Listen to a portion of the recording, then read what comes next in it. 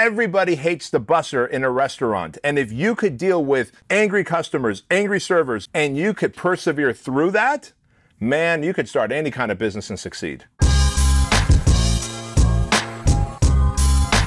Good question. The reason I said that at some point, every single person who wants to be an entrepreneur down the line needs to be a busboy or a busgirl. You need to clear tables because there's nothing more unforgiving than angry customers who want to sit down and eat, but the tables are full of the other people's food.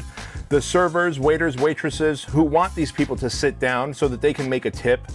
The host or hostess who are trying to rush you to clean this table and move on to the next table.